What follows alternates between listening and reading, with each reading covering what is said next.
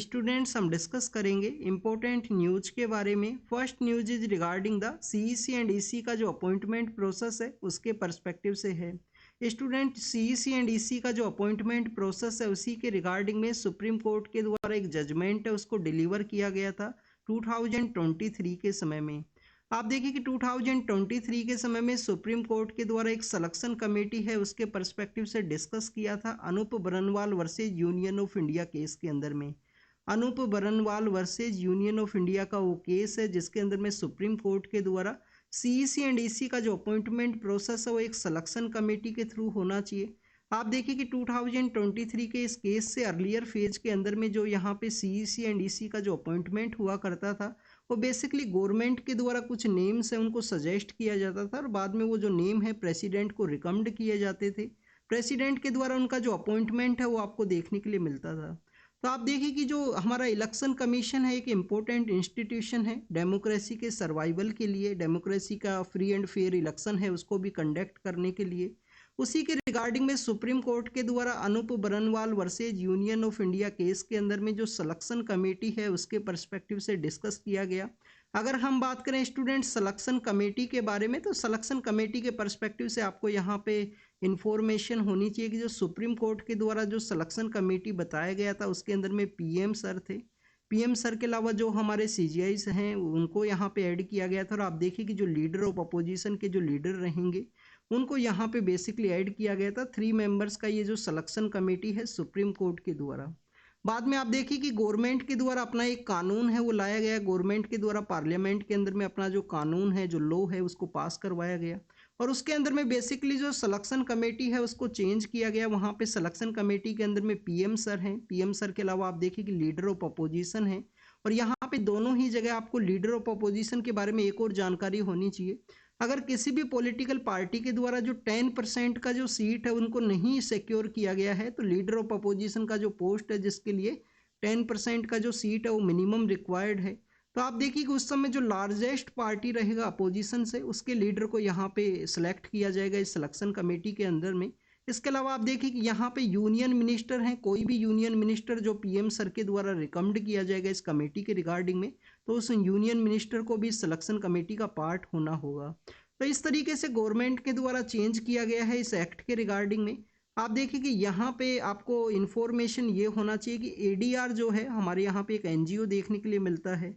तो एडीआर के द्वारा एक पेटिशन है उसको फाइल किया गया था सुप्रीम कोर्ट के अंदर में।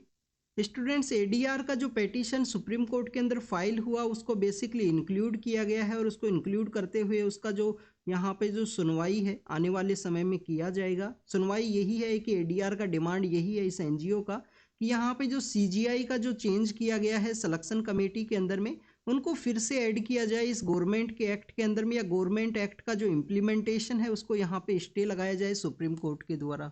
तो बेसिकली इस तरीके का जो आपको यहाँ पे सुप्रीम कोर्ट के अंदर जो केस है वो देखने के लिए मिलेगा। आपको यहाँ पे अनूप बरनवाल जो केस है उसके बारे में जानकारी होनी चाहिए। क्या ये प्रीलिम्स के एग्जाम के परस्पेक्टिव से इंपॉर्टेंट है स्टूडेंट्स? कोई भी केस के बारे में रीड करना। प्रीलिम्स के रिगार्डिंग में तो इंपॉर्टेंट आपको नहीं देखने के लिए मिलेगा बट आप देखिए कि मेंस के अंदर में आपका जो जीएस पेपर सेकंड है उसके अंदर में आप जब भी कोई आंसर लिखते हो तो आप किसी भी केस को कोट कर सकते हो जो रिलेवेंट है आंसर के रिगार्डिंग में।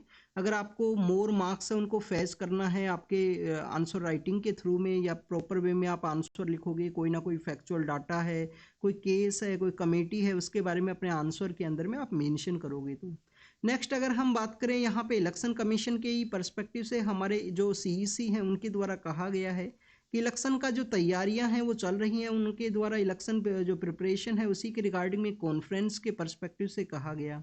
और जो यहाँ पे इलेक्टोरल बॉन्ड का जो इश्यू है उसके जो डाटाज हैं वो पब्लिश किए जाएंगे। आप देखिए कि यहाँ पे एसबीआई के द्वारा भी कहा गया है कि हैंड वे में यहाँ पे जो डिलीवर किए गए हैं उनके द्वारा जितने भी जो डाटाज हैं, जितने भी जो डाटाज मांगे गए थे उसको बेसिकली एसबीआई के द्वारा इलेक्शन कमीशन को डिलीवर कर दिया गया है। नेक्स्ट आप देखिए कि इलेक्टोरल बॉन्ड भी पिछले कुछ दिनों से न्यूज़ के अंदर में था। तो ये बेसिकली आप देख गवर्नमेंट के द्वारा इसको पास करवाया गया था पॉलिटिकल फंडिंग के रिगार्डिंग में। सुप्रीम कोर्ट के द्वारा इसको भी यहाँ पे कैंसिल किया गया था। आर्टिकल 19(1)(a) का जो वायलेशन है वो माना था कि यहाँ पे वोटर का राइट है इलेक्शन फंडिंग का, उसको जानकारी होना चाहिए। तो वोटर के राइट के पर्सपेक्टिव से freedom of speech and expression के अंडर में राइट टू नो को यहाँ पे ऐड किया गया है। तो उसी के रिगार्डिंग में सुप्रीम कोर्ट के द्वारा उसको यहाँ पे अनकॉन्स्टिट्यूशनल डिक्लेयर किया गया था। एसबीआई से जो डाटा है वो मांगा गया था कि कौन सा पॉलिटिकल पार्टी है, उसके पास में कितना फंडिंग आया, ये सब आपको जो डाटा है वो बताना है। एसबीआई को ही क्यों कहा गया, किसी और यहाँ पे फाइनेंशियल इंस्टीट्यूशन है, आरबीआई है, उन सभी को क्यों नहीं बताया गया?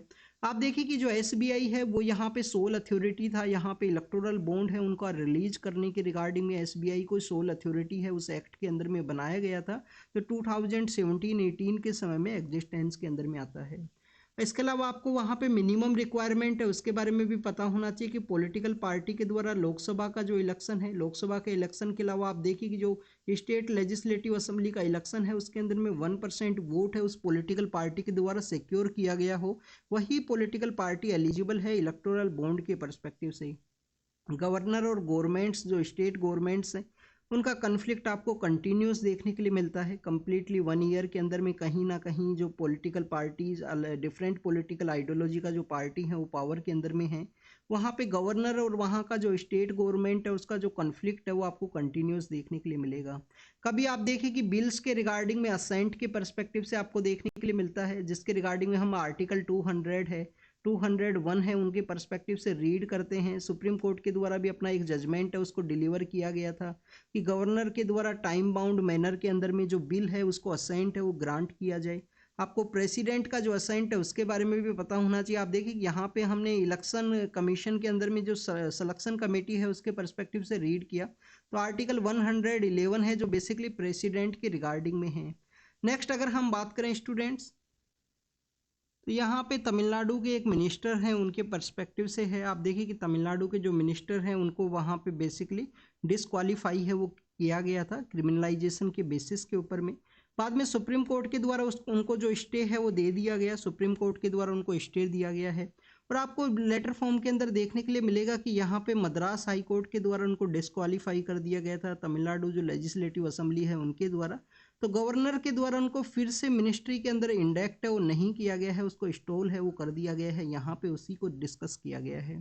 तो आपको डिसक्वालिफिकेशन के बारे में पता होना चाहिए। रिप्रेजेंटेशन ऑफ पीपल्स एक्ट के थ्रू में लिली थॉमस केस है, लोक पहरी केस है, कंटिन्यूस हमने इनको रीड किया है इन केसेस के बारे में। इतना तो आप अगर बार बार रीड करोगे तो ऑटोमेटिकली आपको याद हो गया होगा सभी ये सब। नेक्स्ट अगर हम बात करें यहाँ पे कांग्रेस जो पॉलिटिकल पार्टी है, इंडियन नेशनल कांग्रेस है, उसके पर्सपेक्टिव से है। आप देखिए कि कांग्रेस के द्वारा इनके जो अकाउंट्स हैं उनको इनकम टैक्स के द्वारा बेसिकली सीज कर दिया गया था। अभी कांग्रेस के द्वारा इनकम टैक्स का जो अपीलिएट ट्रिब्यूनल है उसके अंदर भी एक पेटिशन को फाइल किया था, जो मिसमैच के रिगार्डिंग में जो अकाउंट्स हैं उनको फ्रीज किया गया, उसको रिजेक्ट कर दिया गया था अपीलिएट ट्रिब्यूनल के द्वारा। और यहाँ पे हाई कोर्ट के अंदर में पेटिशन फाइल किया गया, उसको भी डिसमिस कर दिया गया है टैक्स का जो ड्यू है उसके केस के रिगार्डिंग में। तो यहाँ पे हमारे एग्जाम के पर्पज़ से क्या इंपॉर्टेंट है, एग्जाम के पर्पज़ से इंपॉर्टेंट यही है कि आपको ट्राइब्यूनल्स के बारे में पता होना चाहिए।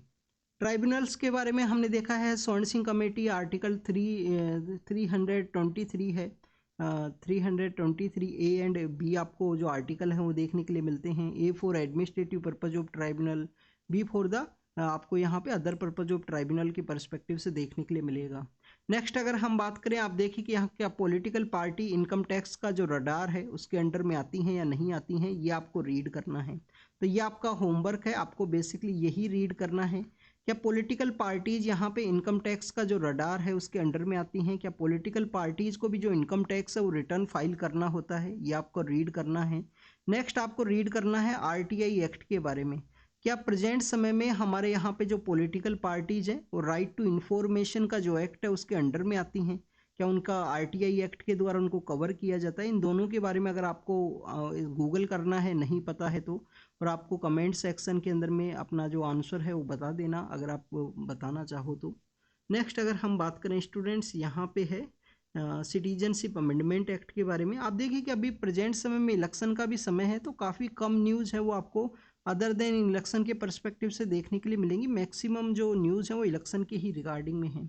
यहाँ पे सिटीजनशिप अमेंडमेंट एक्ट के बारे में है। सिटीजनशिप अमेंडमेंट एक्ट आप देखिए कि 2019 के समय उसको इनेक्ट किया गया था, बट उसका इम्प्लीमेंटेशन है उस समय नहीं हो सका था, क्योंकि एक मास लेवल के ऊपर जो साइन बाग का एरिया है और भी काफ़ी सारे एरियाज हैं जहाँ पे प्रोटेस्ट है वो देखने के लिए मिला था।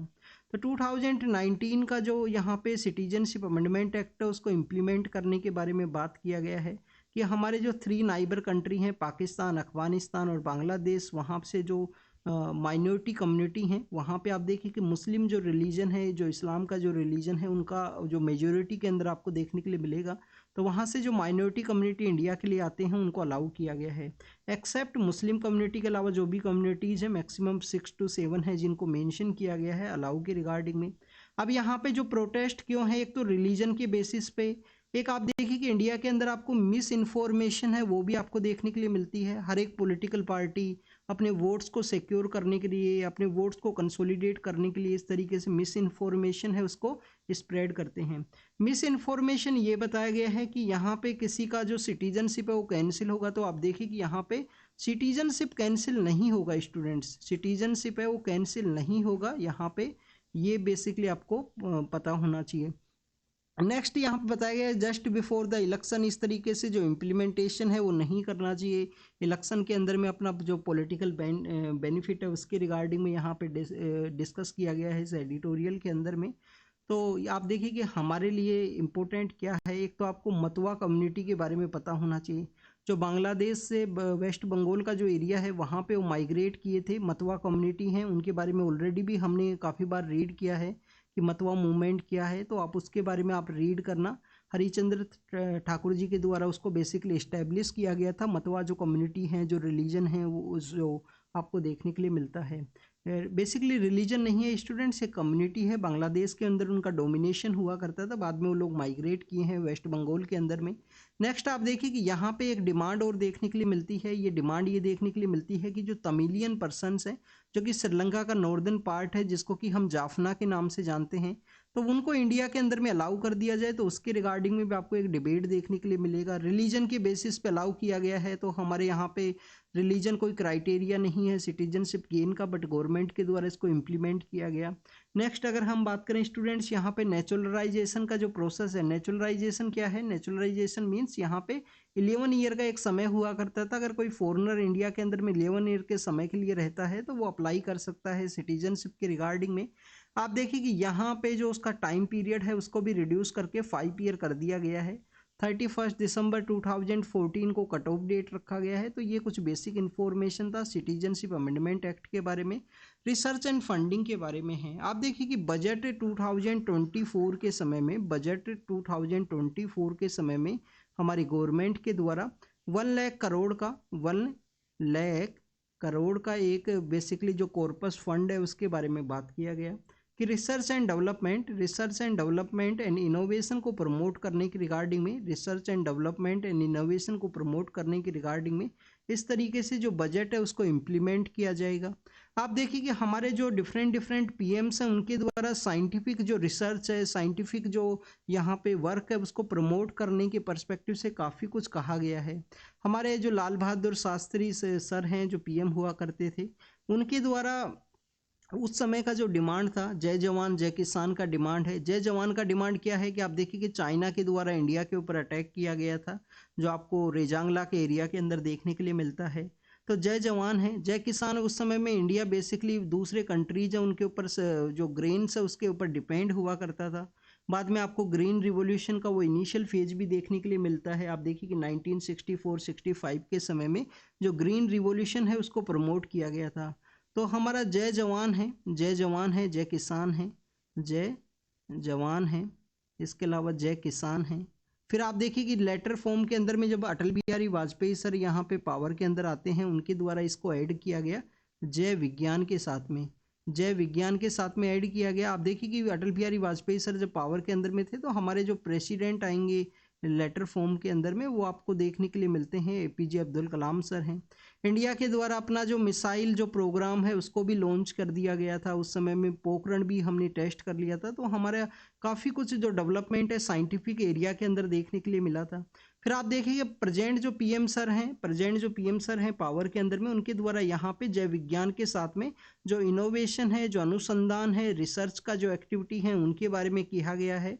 तो उनके द्वारा ऐड किया गया जय जवान है, जय किसान है, जय विज्ञान है, और इसके साथ साथ आपको जय अनुसंधान है, जय अनुसंधान है, उसके बारे में भी उन्होंने ऐड किया है। तो यहाँ पे बेसिक पर्पज यही बताया गया है कि इंडिया के अंदर में आप देखिए कि रिसर्च एंड डेवलपमेंट का जो एक्टिविटी है, उसके अंदर में टोटल यहाँ पे जो एक्सपेंडिचर है वो तो इंक्रीज हुआ है 2010 के कंपेयर में। अगर हम बात करें 2010 के समय जितना हुआ करता था, उसके बाद से यहाँ पे जो इंक्रीज बताया गया है। और इसके अलावा अगर हम बात करें, वो समय के साथ आप देखिए कि इंक्रीज ही होगा, हमारे कंट्री का ओवरऑल डेवलपमेंट भी आपको यहाँ पे देखने के लिए मिला है। नेक्स्ट अगर हम बात करें स्टूडेंट्स, आप देखिए कि जीडीपी के पर्सपेक्टिव से अगर हम डिस्कस करें तो स्टिल हमारे यहाँ पे जीडीपी का जो पर्सपेक्टिव से जो कंट्रीब्यूशन है 0.64% ऑफ जीडीपी है, जो रिसर्च एंड डेवलपमेंट के एरियाज के अंदर में कंट्रीब्यूट किया जाता है।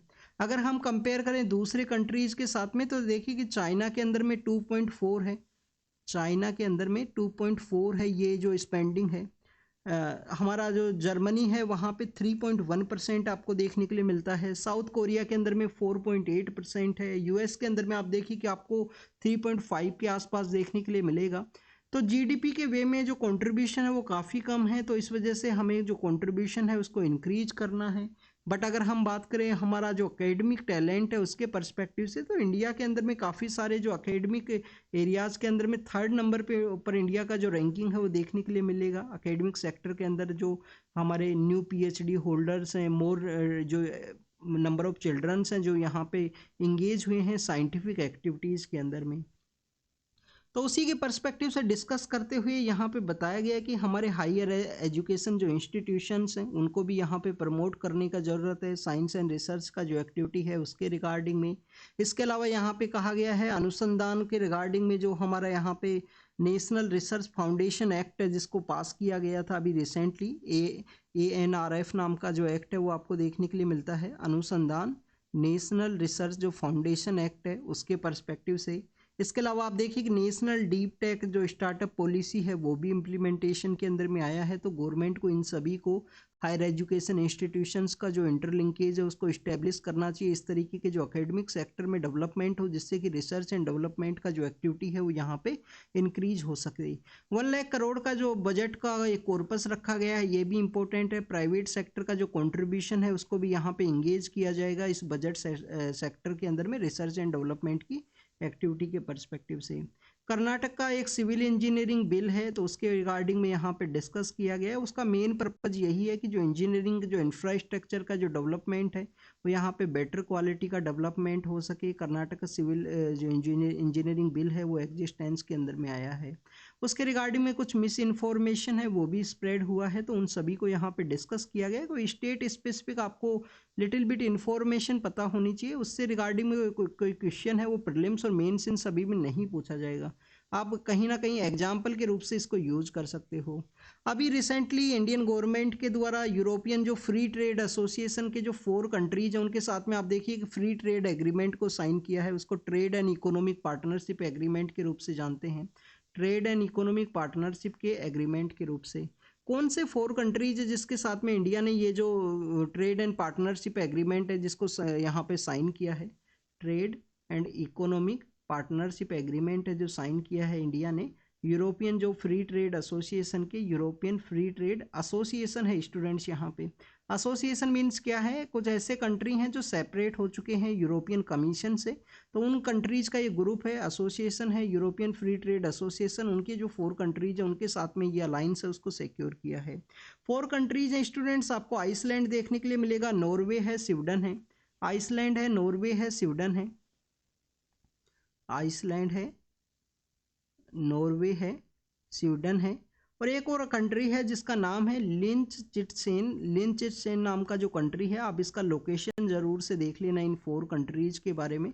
तो लिंचचिटसेन है, आइसलैंड है, नॉर्वे है, स्वीडन है, ये 4 कंट्री हैं जिसके साथ में इंडिया ने trade and economic partnership agreement sign किया है। अभी कुछ ही दिन पहले आप देखिए यूनाइटेड अरब अमीरात के साथ में यूनाइटेड अरब अमीरात है उसके साथ भी इंडिया के द्वारा इसी तरीके से एक इकोनॉमिक एंड ट्रेड का जो एग्रीमेंट है उसको साइन किया गया।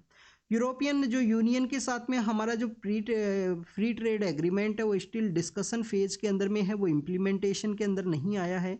यहाँ पे trade and economic partnership agreement को साइन किया गया है, उसके अंदर में 100 मिलियन के आसपास जो बेसिकली इन्वेस्टमेंट है वो आएगा आने वाले समय में, और 1 मिलियन जो जॉब है उसके भी क्रिएशन के बारे में कहा गया है कि आने वाले 10 ईयर के अंदर में 1 मिलियन जॉब्स है उनको क्रिएट किया जाएगा।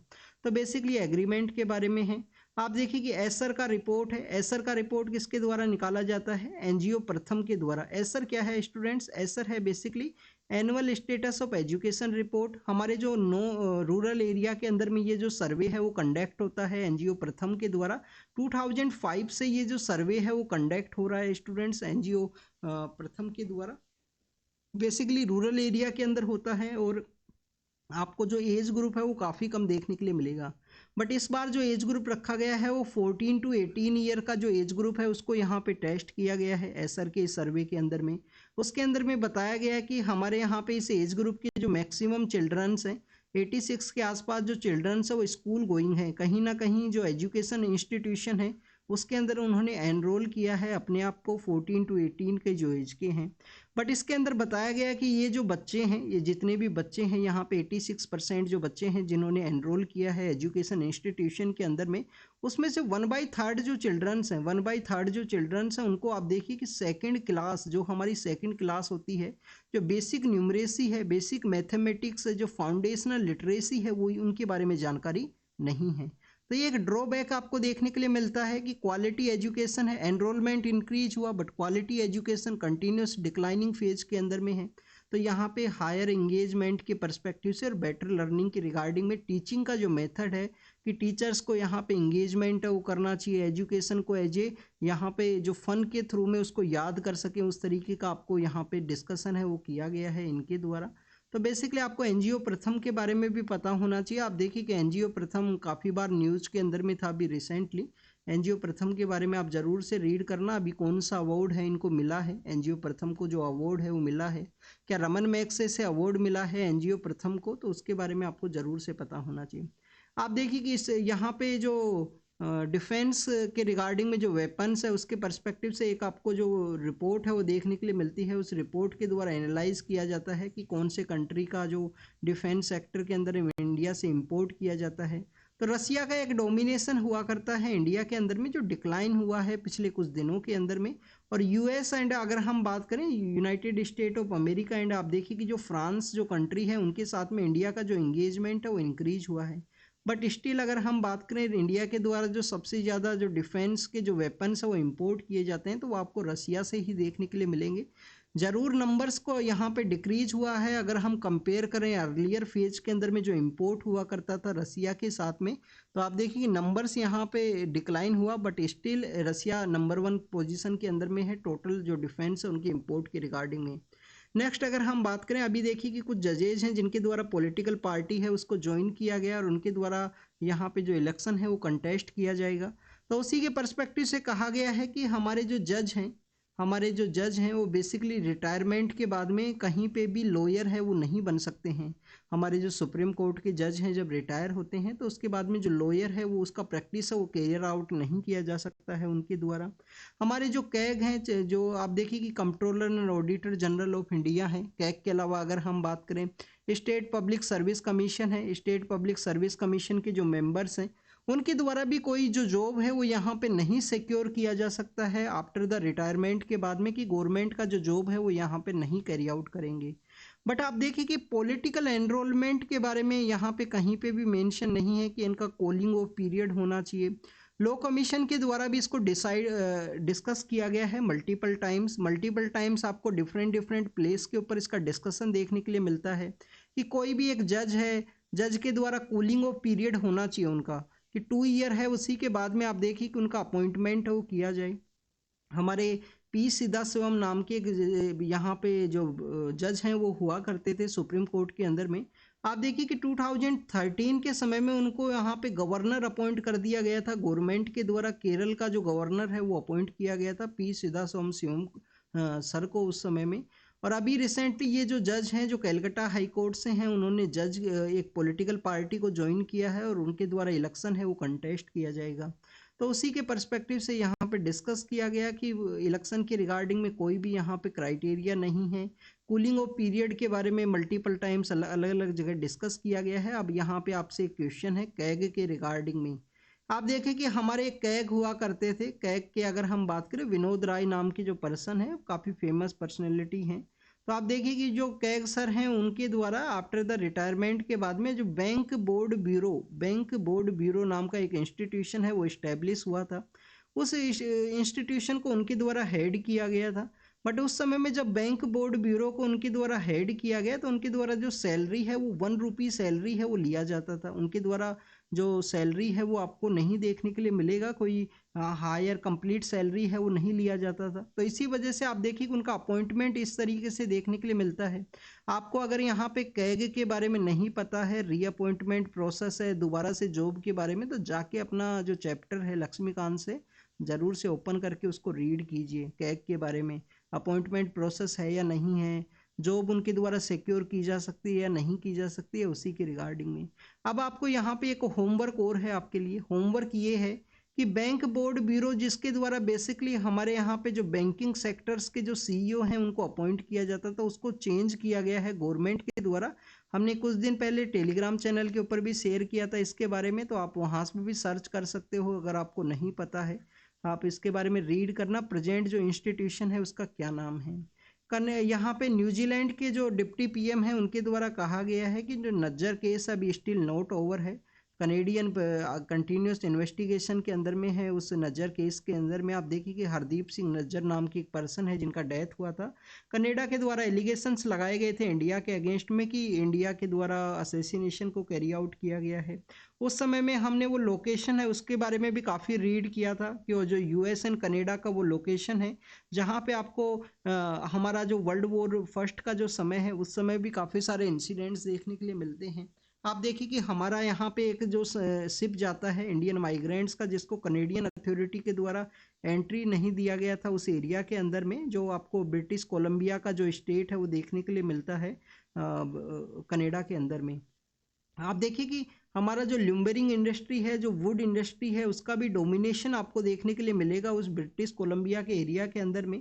और यहाँ पे देख सपोज कीजिए कि यहाँ पे ब्रिटिश कोलंबिया सिचुएटेड है, ये यूएस का पार्ट है, यहाँ पे ब्रिटिश कोलंबिया सिचुएटेड है। तो यहाँ पे आपको जो सीटल नाम का जो सिटी है वो देखने के लिए मिलता है। अभी रिसेंटली सीटल के अंदर में इंडिया के द्वारा एक अपना जो डिप्लोमेटिक ऑफिस है उसको भी ओपन करने के बारे में बात की गई है। आप देखिए कि यूनाइटेड इंडिया हाउस है, गदर जो पार्टी है, जो लाला हरदयाल, करतार सिंह सराभा, सोन सिंह भाकना, ये जो पर्सनस हैं जिनके द्वारा स्टार्ट किया गया था। अभी मैंने जो आपको नाम लिए हैं, करतार सिंह सराभा, लाला हरदयाल हैं, सोन सिंह भाकना हैं। 2022 का जो प्रीलिम्स का पेपर आप देखोगे तो आप देखिए कि गदर पार्टी के पर्सपेक्टिव से क्वेश्चन है वो पूछ लिया गया था। उस समय में 3 पर्सन्स का नाम दे दिया गया। क्वेश्चन ये पूछ लिया गया कि कौन से जो पर्सन है वो पॉलिटिकल पार्टी से, ये जो गदर नाम का जो ऑर्गेनाइजेशन है उससे रिलेटेड थे। तो यहाँ पे जो सीटल के अंदर भी आपको यूनाइटेड हाउस है उसका इस्टेब्लिशमेंट देखने के लिए मिलता है। एक यूनाइटेड इंडियन हाउस है जो आपको लंदन के अंदर देखने के लिए मिलेगा, जो श्यामजी कृष्ण वर्मा का लीडरशिप के अंदर हुआ करता था।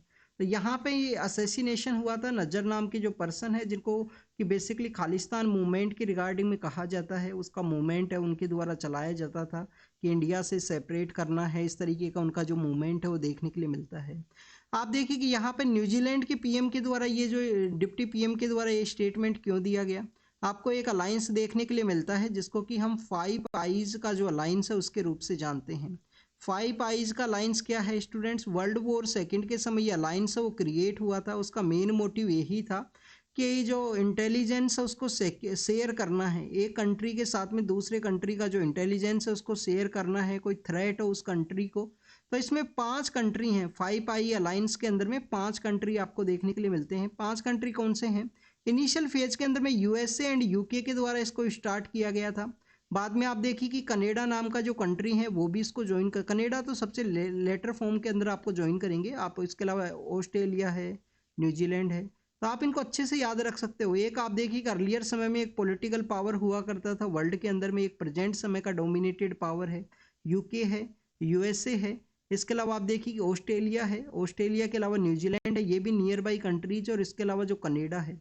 तो यूएस के साथ में आप कनाडा भी याद कर सकते हो। तो ये टोटल 5 कंट्रीज है जिनके द्वारा इंटेलिजेंस शेयर किया जाता है 5 आइज अलायंस के थ्रू में। तो हमारे एक्सटर्नल अफेयर के साथ में मिले हैं, एक्सटर्नल अफेयर मिनिस्टर के साथ में मिले हैं यहाँ पे, और उनके द्वारा ये कहा गया कि स्टिल अभी वो केस है जो ख़त्म नहीं हुआ है। नेक्स्ट अगर हम बात करें स्टूडेंट्स, यहाँ पे आप देखिए कि किसके पर्सपेक्टिव से है, आसाम के रिगार्डिंग में प्रोबितोरा नाम का जो वाइल्ड लाइफ सेंचुरी है उसी के रिगार्डिंग में एक ऑर्डर है जिसको कि सुप्रीम कोर्ट के द्वारा स्टॉप किया गया है। अब ये आपको पता होना चाहिए कि जो वन हॉर्न राइनो है उनका लार्जेस्ट पॉपुलेशन है इस प्रोबितोरा वाइल्ड लाइफ सेंचुरी के अंदर आपको देखने के लिए मिलता है। एनसीसी के पर्सपेक्टिव से है, आपको एनसीसी के बारे में एक जानकारी ये होना चाहिए कि आपको मिनिस्ट्री ऑफ डिफेंस के अंडर में देखने के लिए मिलता है। ये एनसीसी का जो ऑर्गेनाइजेशन है जो आप स्कूल लेवल के ऊपर भी काफ़ी सारे यहाँ पे स्टूडेंट्स के द्वारा बेसिकली उसको ऑप्ट किया जाता है। कॉलेज के अंदर भी एनसीसी आपको ऑप्टेशन का जो कॉन्सेप्ट है वो देखने के लिए मिलेगा। पीएम सर के द्वारा एक स्कीम को लॉन्च किया गया जिसको नाम दिया गया पीएम सूरज। पीएम सूरज क्या है? पीएम सूरज, पीएम सूरज बेसिकली ये है स्टूडेंट्स कि यहाँ पे सामाजिक उत्थान करना है। प्रधानमंत्री सामाजिक उत्थान कैसे करना है? उत्थान करना है रोजगार आधारित जन कल्याण के थ्रू में। रोजगार को यहाँ पे बेस मानते हुए जन कल्याण है उसको करना है। तो यहाँ पे आप देखिए पीएम प्रधानमंत्री सामाजिक उत्थान करना है, सामाजिक उत्थान एवं रोजगार आधारित जन कल्याण है उसको कैरी आउट करना है। तो बेसिकली हमारे जो डिसएडवांटेज के अंदर में जो सेक्शंस हैं उनको यहाँ पे जो क्रेडिट सपोर्ट है वो प्रोवाइड किया जाएगा एंटरप्रेन्योरशिप का जो एक्टिविटी है उनके रिगार्डिंग में, जिसके अंदर हमारा जो शेड्यूल कास्ट हैं, शेड्यूल ट्राइब हैं, पीवीटीजी कम्युनिटी हैं, पीवीटीजी कम्युनिटी के अलावा नेशनल कमीशन फॉर सफाई कर्मचारी के अंदर में जो सफाई कर्मचारी हैं जो एनरोल हैं उनके जो चिल्ड्रंस हैं उन सभी को यहाँ पे जो इकोनॉमिक जो बेनिफिट है वो प्रोवाइड किया जाएगा। जैसे कि मार्जिनल जो सेक्शंस हैं उनके जो पर्सनस हैं उनको भी यहाँ पे जो क्रेडिट है वो मिल सके। आप देखिए कि विश्वकर्मा योजना भी आपको देखने के लिए मिलता है। सितंबर के मंथ के समय में एक विश्वकर्मा योजना भी आपको देखने के लिए मिलता है। उसके अंदर भी काफ़ी सारे हमारी जो कम्युनिटीज़ हैं, जैसे कि आप देखिए कि इनके द्वारा वुड का एक्टिविटी कैरी आउट किया जाता है, तो उनको सपोर्ट किया जाएगा, उनको ट्रेनिंग भी दी गई है उस विश्वकर्मा योजना के अंडर में।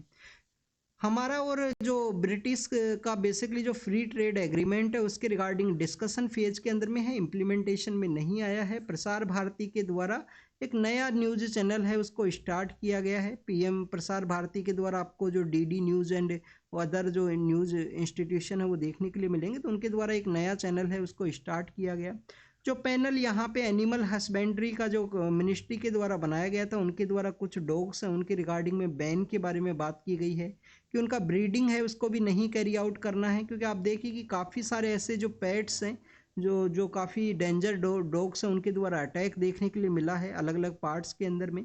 नेक्स्ट अगर हम बात करें अहिल्याबाई होलकर के पर्सपेक्टिव से है, अहमदनगर का जो नाम है अहिल्याबाई होलकर नगर के नाम से चेंज किया गया है। ओस्मानाबाद नाम का जो सिटी है उसका भी नाम आप देखिए कि जो संभाजी साहू जो हैं उनके नाम से उसको चेंज किया गया था। तो ऐसा आपको महाराष्ट्र के अंदर जो डेवलपमेंट है वो देखने के लिए मिला है। अहिल्याबाई होलकर के पर्सपेक्टिव से मैंने टेलीग्राम चैनल के ऊपर शेयर किया है। अगर आपको और भी हमने काफ़ी बार उसको अहिल्याबाई होलकर जी के बारे में डिस्कस किया है। होलकर ये कि रानी हुआ करते थे, इनके द्वारा इंदौर के रीजन के अंदर में काफ़ी कुछ जो डेवलपमेंट है उसको कैरी आउट किया गया था। आप देखिए कि इनके हस्बैंड की डेथ के बाद में इन्होंने एम्पायर है उसको लीड किया था, जो होलकर डायनेस्टी है उसको लीड किया गया था इनके द्वारा उस समय में, उस एरा के दौरान में। नेक्स्ट अगर हम बात करें इजराइल का वेस्ट बैंक के एरिया के रिगार्डिंग में है, कुछ पैलेस्टीनियन पर्सन है उनका वहाँ पे डेथ हुआ है। कंटिन्यूस इस तरीके का आपको सिचुएशन देखने के लिए मिलता है। रवांडा के जो बेसिकली काफ़ी सारे माइग्रेंट्स हैं उनके पर्सपेक्टिव से यूके का एक प्लान है जिसको कि वहाँ के कोर्ट के द्वारा कैंसिल कर दिया गया था। उनको कुछ मॉनिटरी पेमेंट उनको किया जाएगा, उसी के रिगार्डिंग का यहाँ पे डिस्कशन है। टिकटॉक के बारे में है, एग्जाम के पर्पज़ से इम्पोर्टेंट नहीं है। नवेल्नी के एक यहाँ पे सपोर्टर हुआ करते थे, उनका भी लिथुआनिया के अंदर जो अटैक है वो देखने के लिए मिला है। नेक्स्ट अगर हम बात करें नेपाल के जो पीएम हैं उनके द्वारा जो कॉन्फिडेंशियल वोट है वो सिक्योर किया गया। और चाइनीज़ का जो मिलिट्री टीम है वो मालदीव, श्रीलंका और नेपाल के लिए विजिट करेगा। वहाँ पे हो सकता है कि इनके जो एग्रीमेंट्स हैं वो भी साइन किए जाएँ चाइना, मालदीव, श्रीलंका और नेपाल के थ्रू में। तो this is all the information related to the today's newspaper. आप इसको रीड कीजिए, रिवाइज कीजिए। आपको यहाँ पे भी एक होमवर्क है स्टूडेंट्स, वन हॉर्न राइनो के बारे में होमवर्क ये है, IUCN स्टेटस के बारे में बता देना। क्या IUCN स्टेटस वल्नरेबल है इनका, ये आप बता देना अगर आपको समय मिले तो this is all about the today's newspaper discussion. Thank you students, thank you very much.